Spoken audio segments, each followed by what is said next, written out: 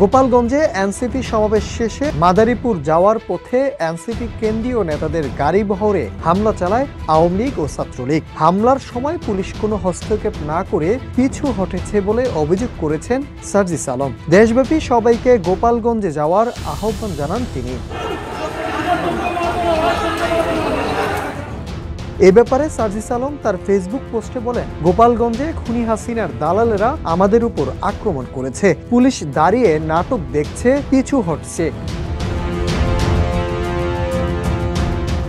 আমরা যদি এখান থেকে বেঁচে ফিরি তাহলে মুজিববাদের কবর রচনা করেই ফিরবো, না হয় ফিরবো না। সারা দেশের মানুষ গোপালগঞ্জে ছুটে আসুন, বিবেকবান ছাত্র জনতা জেগে উঠুন, দালালদের কবর রচনার করার আজকেই শেষ দিন।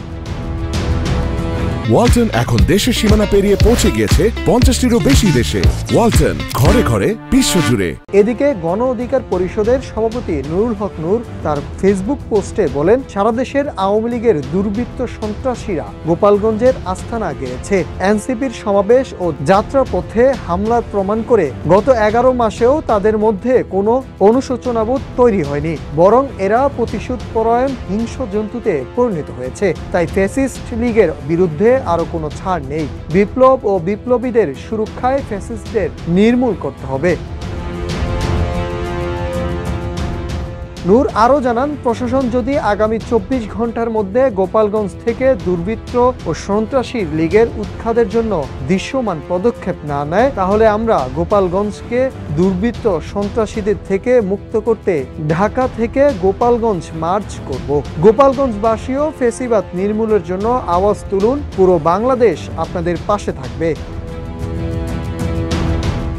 এদিকে বৈষম্য বিরোধী ছাত্র আন্দোলন গোপালগঞ্জের এই হামলার প্রতিবাদে সারা দেশের গুরুত্বপূর্ণ পয়েন্টগুলোতে ব্লকেট কর্মসূচি পালনের ঘোষণা দিয়েছে।